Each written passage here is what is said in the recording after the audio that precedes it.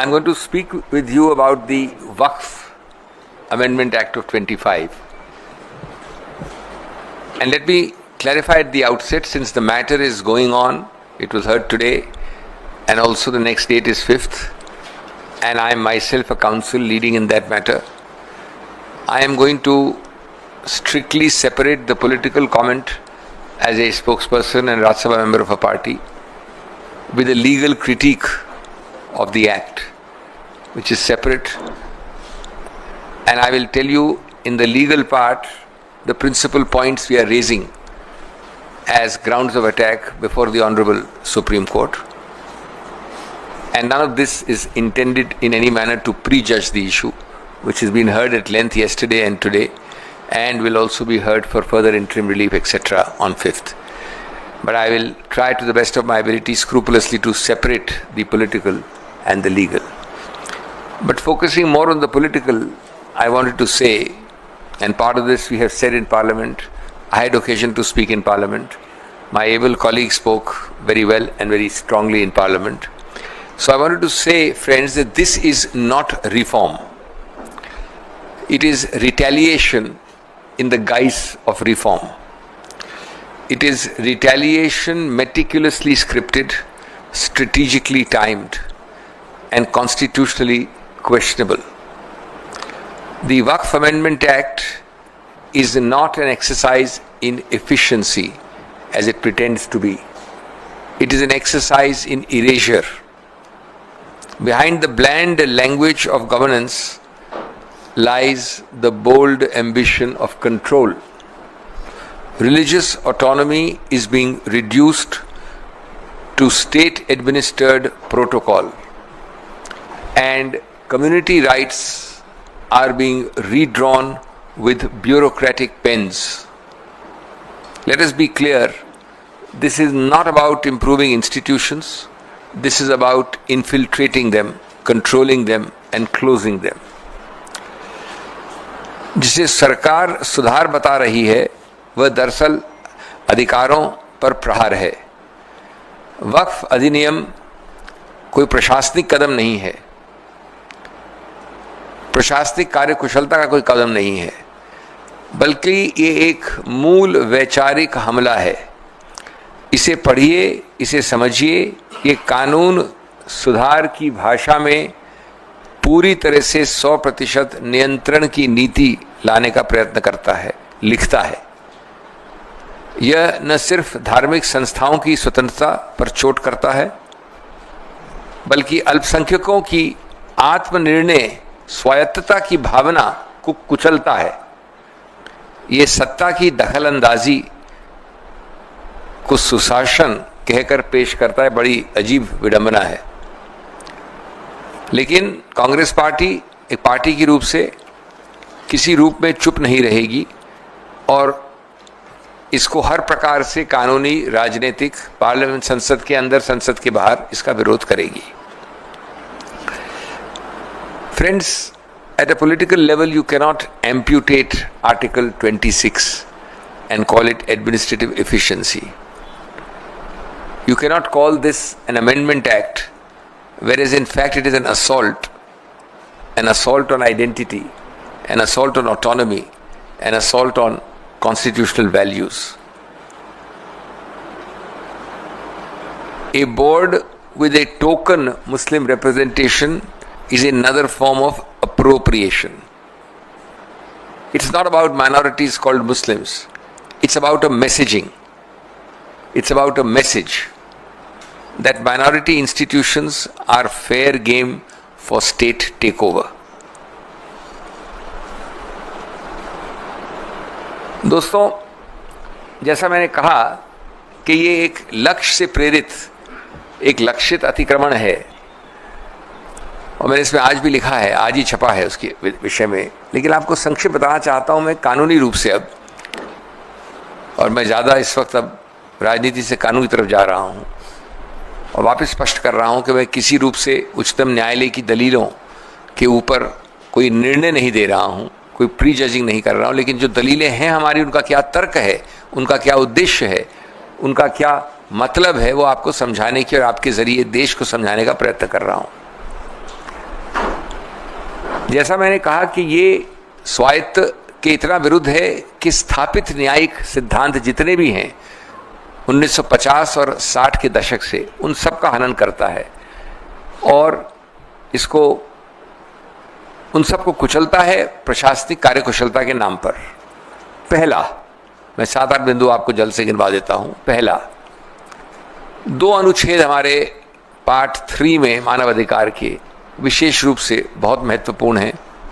Part 3 जिसको मानवाधिकार का वर्ग कहते हैं, उसमें सभी बहुत महत्वपूर्ण प्रावधान हैं, लेकिन विशेष रूप से 25 और 26 बड़ा स्पष्ट रूप से कहता है कि हर व्यक्ति को पूरा अधिकार क्षेत्र स्वायत्त है कि वो निर्वाह करे, अभ्यास करे, प्रसारित करे, प्रचार करे अपने धर्म को, और अपने धर्म से संबंधित संस्थाओं को चलाए, मैनेज करे, उसमें बैठे, उसमें चुनावित हो, इत्यादि इत्यादि। कोई ये नहीं कह रहा है कि ये अधिकार जो संवैधानिक अधिकार हैं ये पूरे एब्सोल्यूट हैं, इनमें कोई सीमा नहीं है। सीमा भी लिखी गई है संविधान में, 3 सीमाएं लिखी गई हैं। पब्लिक ऑर्डर, सार्वजनिक व्यवस्था यानी बदले कोई, स्वास्थ्य हेल्थ, और नैतिकता मोरालिटी। ये 3 शब्द संविधान ने खुद ने डाल दिए प्रतिबंध के रूप से। और आप देखेंगे, जैसे मैं बताता हूं आपको उदाहरण के तौर पे, कि ये 3 दूरगामी रूप से भी कोई संबंध नहीं रखते वक्फ एक्ट से। कोई इसमें ऐसा प्रावधान नहीं है जो सार्वजनिक कानूनी व्यवस्था को बचाने के लिए किया गया हो। कोई इसमें ऐसा प्रावधान नहीं जो स्वास्थ्य के लिए किया गया हो। कोई इसमें ऐसा प्रावधान नहीं है जो सार्वजनिक नैतिकता या पब्लिक मोरालिटी के लिए किया गया हो। तो इस प्रावधान पे, जैसा मैंने कहा, 60 साल 70 साल पहले, 50 के दशक में और उसके बाद 60 के दशक में, मैं आपको कानून से बोर नहीं करूंगा, बड़े महत्वपूर्ण जाने माने 5 खंडपीठों के आदेश है उच्चतम न्यायालय के, विस्तार से व्यापक निर्णय हैं। रतिलाल गांधी है, तिलकायत गोविंद लाल जी महाराज के नाम से है, जिसने कहा है कि किसी रूप से अगर आप किसी ऐसे वर्ग की संस्थाओं को स्वायत्तता से हटाएंगे, उनके ऊपर नियंत्रण इतना करेंगे कि उनका स्वायत्व खत्म होता है, तो वह असंवैधानिक है। इस मूल 60-70 साल पुराने सिद्धांत को ये कानून बेरहमी से हनन करता है। और इस उल्लंघन से वो जो मूल हिस्सा है, जो हृदय है और जो आत्मा है संविधान की, उसको भेदता है, छेदता है। दूसरा बिंदु, एक प्रावधान है 11, और मैं आपको स्पष्ट कर दूं कि 11 के बारे में उच्चतम न्यायालय ने आज कुछ नहीं कहा अपने आंतरिक आदेश में, लेकिन हमारी दलील होने वाली है, ऑलरेडी है, और विस्तार से सुनेंगे तो होगी। तो जैसा मैंने कहा कि मैं आपको सिर्फ एक अपना पक्ष और तर्क रख रहा हूं, मैं किसी रूप से पूर्व निर्णय नहीं देना चाहता किसी चीज के ऊपर। हमारी दलील ये है कि एक प्रावधान है 11, उसमें 100% नामांकन का प्रावधान कर दिया है, यानी चुनावित कैटेगरी को हटा दिया है। नामांकन कौन करेगा? प्रदेश सरकार। जब 100% नामांकन होगा तो क्या रही स्वायत्तता की नाम, क्या रहा संस्थापित स्वायत्तता, क्या रहा स्वतंत्रता? ये एक मुद्दा है। तीसरा मुद्दा जिस पे आज माननीय उच्चतम न्यायालय ने प्रतिबंध लगाया है और हम उसका पुरजोर तरीके से स्वागत करते हैं, वो हैं 2 प्रावधान 9 और 14। 9 डील करता है एक केंद्र की काउंसिल से। उस काउंसिल में अभी तक ये याद रहे, अभी तक जो कानून चल रहा था 2013 का था, उससे पहले 1995 का था, जिसको 13 ने संशोधित किया। उसके भी पहले और 13 तक के अभी भी जो कानून चल रहा है, क्योंकि ये तो सिर्फ एक अमेंडमेंट है, संशोधन है, कानून अभी भी 95 वाला है, हमेशा पूर्णतया 100% मुसलमान ही वक्फ पे रह सकते थे। और इसमें कोई ऐसी आश्चर्य की बात नहीं है। हमने पार्लियामेंट में और बाहर भी कई आपको उदाहरण दिए, कर्नाटक का Hindu religious act, Jagannath temple का, माता वैष्णो देवी का, इधर अपने तिरुपति का, काशी विश्वनाथ का, सिख गुरुद्वारा एक्ट, कई हैं जिसमें ये बड़ा स्पष्ट है कि सिर्फ उसी समुदाय, उसी धार्मिक वर्ग के लोग ही उसका संचालन कर सकते हैं, और ये स्वाभाविक है, इसमें कोई नई बात नहीं है। तो ये 2 प्रावधान हैं 9 और 14। इसमें पहली बार प्रावधान ये है कि संभवतः थ्योरेटिकली जहां तक काउंसिल का सवाल है तो 12-22 में से नॉन मुस्लिम हो सकते हैं। मैं आपको संक्षिप्त में बता रहा हूँ कि है तो प्रावधान बड़ा लंबा चौड़ा और विकसित, लेकिन 22 टोटल हो सकते हैं, उसमें से 12 तक नॉन मुसलमान हो सकते हैं। केंद्रीय काउंसिल जो है वक्फ, जो दूसरा प्रावधान है 14 नंबर, वो बोर्ड्स के बारे में है। बोर्ड्स में 11 में से 7 नॉन मुसलमान हो सकते हैं। ये मुसलमानों की बात नहीं हो रही है, ये बात हो रही है कि अपनी संस्था को स्वायत्तता के साथ अपने समुदाय द्वारा, अपने धार्मिक वर्ग द्वारा चलाया जाए। और जो पिछले 70, ये पहला जो एक्ट है वक्फ का कानून, वो 1913 में आया था, फिर 23 में आया, फिर 95 में आया, फिर 13 में फिर संशोधित हुआ 2013 में, 1913 में, 100 वर्ष से ज़्यादा पहले। कभी ऐसा नहीं हुआ जो 9 और ये 14 वाले प्रावधान कहते हैं। और आप आज कल भी हमने दलील की, पक्ष रखा उच्चतम न्यायालय के सामने, कुछ प्रश्न उत्तर भी हुआ, जो आज रिपोर्ट भी हुआ है कि क्या आप सिख गुरुद्वारा एक्ट में किसी और मुसलमान को डालेंगे, क्या वैष्णो देवी श्राइन में किसी मुसलमान को बिठाएंगे, इत्यादि इत्यादि। और बड़े अजीबोगरीब प्रावधान है। एक प्रावधान है कि अगर 100% हम लोग 100% लोग हैं, अविश्वास मत करें इस आदमी के ऊपर जो हमारा अध्यक्ष है, बोर्ड का अध्यक्ष ये है, हम लोग सब 100% अविश्वास मत डाल दें इसके ऊपर, उसको हटा नहीं सकते जब तक कि सरकार नहीं हटाए उसे। इसमें क्या गणतंत्र रहा, लोकतंत्र रहा, स्वायत्त रहा, अपने आदमी को अपने आप चुनना या उस पर विश्वास होना कहाँ रहा। इसी प्रकार से सीओ, ये मजाकिया प्रावधान है, मजाकिया है, मुस्लिम वक्फ बोर्ड का सीओ भी नॉन मुसलमान हो सकता है। सीईओ को आप कई नामों से बुला सकते हैं, जो मैनेजर कह लीजिए, जो दिन प्रतिदिन काम चलाता है, गुरुद्वारा कमेटी के प्रबंधक होते हैं कई सीनियर वरिष्ठ, वो सिख ही नहीं हो। ये प्रावधान है सीईओ के बारे में। और ये बता दूं मैं आपको कि पहले सब प्रावधान इसमें विपरीत थे इसके। एक सबसे महत्वपूर्ण प्रावधान, तो अभी तक जितना मैंने बोला उसमें 2 मामलों में उच्चतम न्यायालय ने प्रतिबंध लगाया है। आज अभी तक जितना मैंने बोला उस पर बात कर रहा हूं, 9 पे और 14 पे, और कहा है कि 9 और 14 की जो आज की स्थिति है, अस्तित्व है, उसको आप अगली तारीख तक या आगे तक, जब तक की अनुमति नहीं आए कोर्ट की या बदलाव नहीं आए इस आंतरिक आदेश में, तब तक आप उनके अस्तित्व को नहीं बदल सकते। नियुक्तियां या रिक्त स्थान को भरना या अदला बदली करना नहीं कर सकते आप। तो इन 2 पे तो आज ही हो गया है। एक तीसरे मुद्दे पे आज और आंतरिक आदेश हुआ है, जो अत्यंत महत्वपूर्ण मुद्दा है और जिसको लोग समझ नहीं पाते हैं आसानी से। मैं आपको सरल रूप से बता दूं, वक्फ बाय यूजर का मतलब क्या है। वक्फ बाय यूजर जो एक फ्रेज है, लगभग 150 साल से हमारे कानून में चल रहा है। ये मामला प्रिवी काउंसिल तक गया। 2 निर्णय अभी हाल में हुए 10 वर्ष के अंदर, एक अयोध्या, उससे पहले एक एम सिद्दीकी।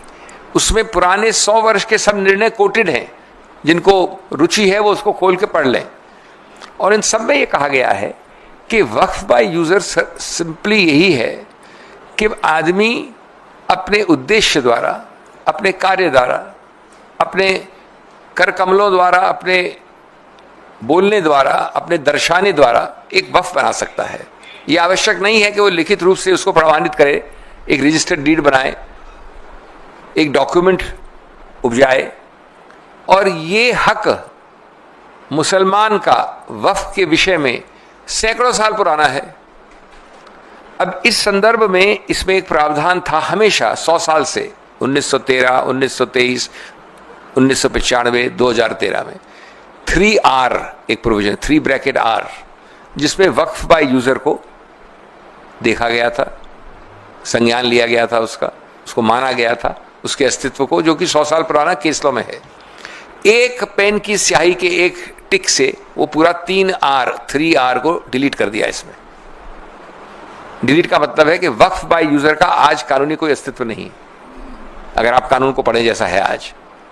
तो उच्चतम न्यायालय ने, और उसका भी बहुत बहुत स्वागत करते हैं, कहा है कि अभी तक आंतरिक रूप में जो भी वक्फ हैं, जो डिक्लेयर्ड हैं या रजिस्टर्ड हैं, इंक्लूडिंग एक अदर कैटेगरी यानी वक्फ बाय यूजर, वो सब में यथास्थिति यानी आज की स्थिति कानून के पहले रहेगी। इसका अंतिम निर्णय तो उच्चतम न्यायालय करेगी, लेकिन यथास्थिति कानून के लागू होने के पहले वैसी ही रहेगी।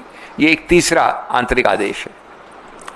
और बिंदु हैं जिनको अभी तक निर्णित नहीं किया उच्चतम न्यायालय ने, और हम आशा और विश्वास करते हैं कि अगली तारीख जो 5 तारीख है, उसमें बहुत सारे ऐसे निर्णयों का निर्णय होगा। उनमें से एक मुख्य है जिसका निर्णय हमारे पक्ष में अभी नहीं हुआ है, लेकिन मैं आपको समझा दूँ। वो है 3 प्रावधान 3C, उसका सब क्लॉज 1, 2 एंड प्रोवाइजो, और साथ 36 और सब क्लॉज 7A और 10। ये बड़ी अजीबोगरीब चीज़ कहता है, जो हम अगली बार पक्ष रखेंगे उच्चतम न्यायालय के सामने। अभी हमने दलील की, उसमें ऑर्डर नहीं हुआ है। ये बड़ा रोचक पक्ष है। क्या है? मैं किसी कारण से, द्वेष से, प्यार से, गुस्से में, कैसे भी इनके बारे में और इनके वक्फ बारे में आरोप कर देता हूँ। एक बड़ी विस्तार से एक चिट्ठी लिख के कलेक्टर को भेज देता हूँ। कलेक्टर, जो कि पूरी तरह से सरकार का नुमाइंदा है, किसी भी कारण से उसको एक डिस्प्यूट करार कर देता है। विवाद शब्द इस्तेमाल है, विवाद। उसको कोई कारण देने की जरूरत नहीं है कि ये कितनी हास्यास्पद है, विवाद, ये हो ही नहीं सकता इत्यादि। उसने उसको डिस्प्यूट करार किया। जैसे ही वो डिस्प्यूट करता है तो 3 प्रावधान आ जाते हैं, अजीबोगरीब प्रावधान। पहला प्रावधान कि जब तक वो कलेक्टर जो 100% सरकार का नुमाइंदा है, वो उस विवाद को निर्णित नहीं करे, तब तक ये पक्ष जो मिस्टर इमरान प्रतापगढ़ी का है, वो वक्फ नहीं माना जाएगा। वक्फ, वर्ड्स एग्जैक्ट पढ़ दूं मैं आपको, shall not be treated as waqf property. जब तक कब? जब तक मैं कलेक्टर निर्णित कर रहा हूं। और याद रहे, कलेक्टर सिर्फ नुमाइंदा सरकार का नहीं है। बहुत सारे ऐसे विवाद हैं जहां पर सरकार ने ही वक्फ की जमीन पे इंक्रोचमेंट कर दिया है। इनका कहना है कि आप मेरी जमीन पे बैठे हो, उसी को विवाद बना के तब तक इन ये कंप्लेनेंट हैं, तो भी इन्हीं के विवाद के आधार पे इन्हीं की वक्फ प्रॉपर्टी नहीं रहेगी जब तक विवाद नहीं निर्णित होगा। ये आपको विश्वास है तो आप उठा के पढ़ लीजिए। इसमें 3C कैपिटल 2 ब्रैकेट प्रोवाइजो। अब इसके 2 और परिणाम हैं। दूसरा परिणाम है कि अगर आप विवाद के अंदर हो तो अगर चाहे भी मिस्टर प्रतापगढ़ी तो भी जाकर इसको रजिस्टर नहीं करवा सकते, क्योंकि विवादित है। तो रजिस्ट्रेशन प्रतिबंधित है। जो ये एक्ट चाहता है कि रजिस्टर हो, लेकिन साथ साथ दूसरे आवाज में कहता है कि जब तक ये विवाद तब तक रजिस्टर नहीं कर सकते, कोई रजिस्टर करेगा नहीं। और तीसरा, जब तक आप रजिस्टर नहीं करेंगे तो आप किसी कोर्ट कचहरी नहीं जा सकते। यह है 36 ब्रैकेट 7A ब्रैकेट 10। 2 है प्रावधान। अब देखिए, ये चक्रव्यूह जो बनाया है, ये पूरा चक्रव्यूह है। इस चक्रव्यूह में बड़े से बड़ा योद्धा अभिमन्यु भी नहीं निकल सकता पहले तो। और उससे ऊपर मजाकिया है कि कलेक्टर को कोई समय सीमा नहीं जब तक विवाद निर्णित करे, तो इनके बच्चे और पोते भी उसको विवाद में चल, तब तक वो वक्फ नहीं रहेगा। और विवाद का वक्फ नहीं रहेगा तो रजिस्टर नहीं होगा, रजिस्टर नहीं होगा तो कोर्ट नहीं आ सकते। तो ये प्रावधान हम बड़े मजबूती से रखने वाले हैं कोर्ट के सामने।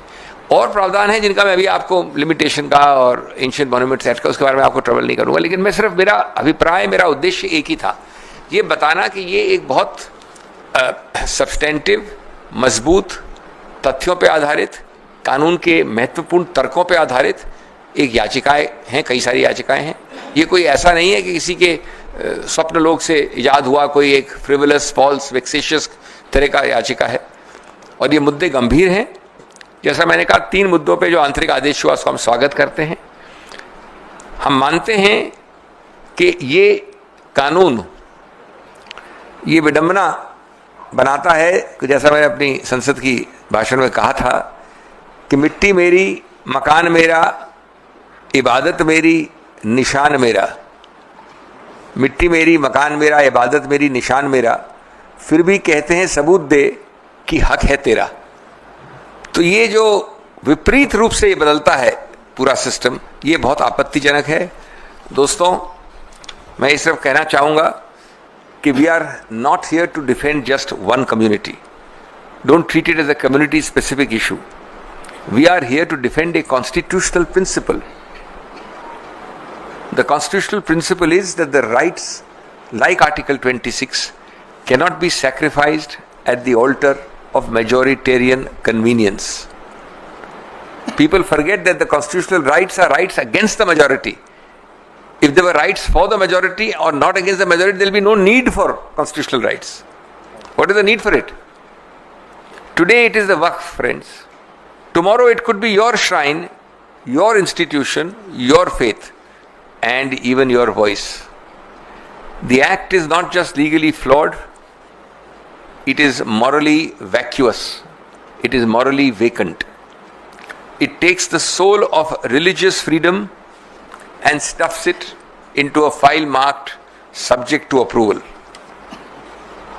If this can be done in the name of administrative regulation, then no freedom is safe and no institution is sacred.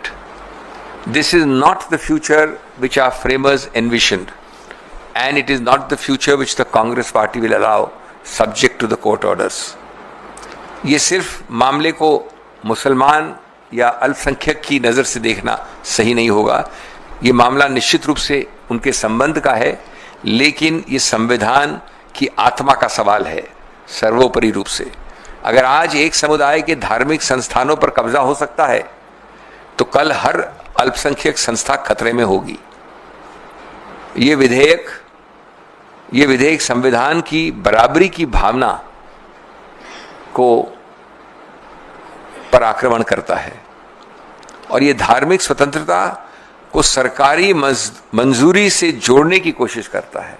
आपकी संवैधानिक स्वतंत्रता, आपकी धार्मिक स्वतंत्रता मेरी प्रशासनिक या सरकारी मजबूरी पर निर्भर है.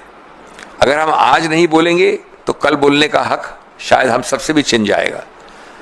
और ये लड़ाई केवल एक कानून की नहीं, एक सोच के विरुद्ध है.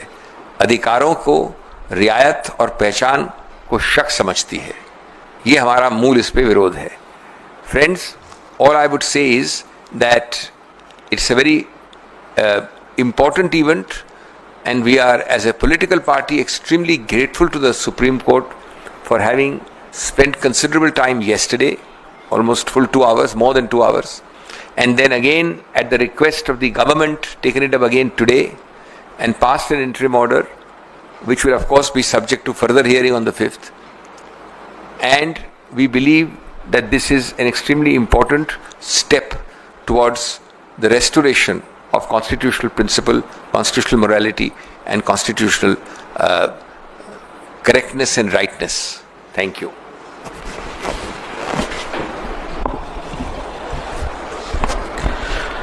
धन्यवाद आदरणीय अभिषेक मनु सिंघवी जी.